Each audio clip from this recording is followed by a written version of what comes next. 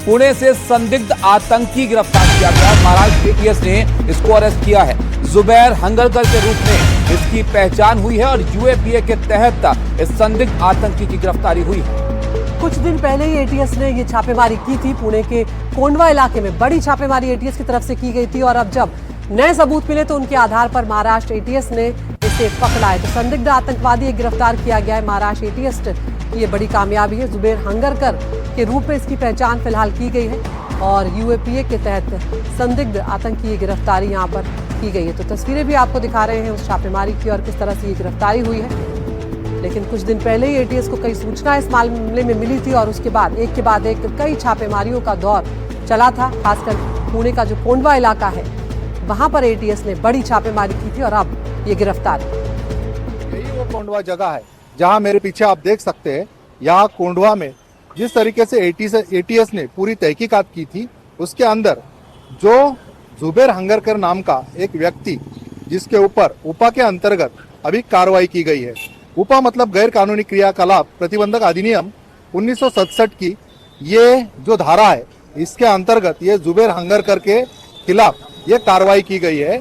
हालांकि जुबैर हंगरकर जो है वो एक सॉफ्टवेयर इंजीनियर भी बताया जाता है जो ये दहशतवादी संगठन के लिए काम कर रहा था। जिस तरीके से हम देख पा रहे हैं कि टेरर फंडिंग के लिए यहाँ कोंडवा में जो भी लोग थे वो काम कर रहे थे।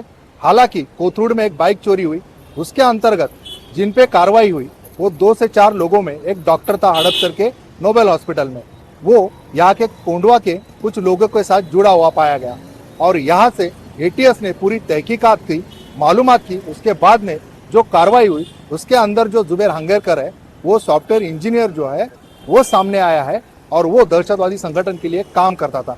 हालांकि ये टेरर फंडिंग के मामले में अलग अलग जो गुत्थियां सुलझ रही है उससे पता चल रहा है कि ये दहशतवादी संगठन पुणे के इस कोंडवा एरिया में किस तरीके से काम कर रहा है। आगे भी चल के एटीएस यहाँ पे हमेशा कार्रवाई करती रहेगी, ऐसी मालूमात हुई है। अविनाश पवार, एनडीटीवी इंडिया के लिए पुणे।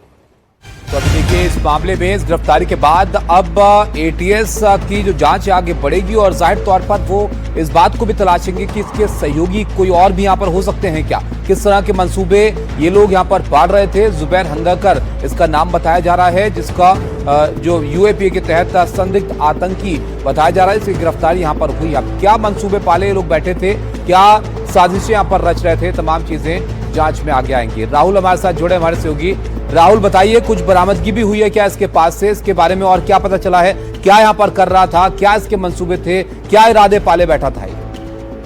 देखिए अभी 2 अपडेट मिले। एक तो इसके पास ओसामा बिन लादेन का एक भाषण मिला है जो उर्दू में ट्रांसलेट हुआ है, जो ये सोशल मीडिया पे सर्कुलेट कर रहा था। और दूसरा ये 2019 से टेररिस्ट एक्टिविटी में जुड़ा है। मूलतः ये सोलापुर का रहवासी है, ये आईटी इंजीनियर है, 32 साल का है और ये टेरर फंडिंग के साथ कई युवाओं को रेडिकलाइज करने की कोशिश कर रहा था। जैसे मैंने कहा कि ओसामा बिन लादेन का भाषण हो या फिर डिजिटल पे ऐसे कोई एविडेंस हो जिसके द्वारा ये रेडिकलाइज किया जा सकता है। मैं आपको बता दूं कि मुंबई एटीएस ने 9 तारीख को पुणे में लगभग 19 जगह पे कार्रवाई की थी, जिसमें उनको 10 लैपटॉप और 20 मोबाइल फोन मिले थे। जैसे ही इनकी जांच आगे बढ़ रही है तो नए तथ्य सामने आ रहे हैं। यहां अब ये सबसे बड़ा मामला बना है कि जो टेरर फंडिंग वाली बात चल रही है, तो कौन वो लोग थे जो इस तरीके के एक्टिविटी के लिए पैसे दे रहे थे।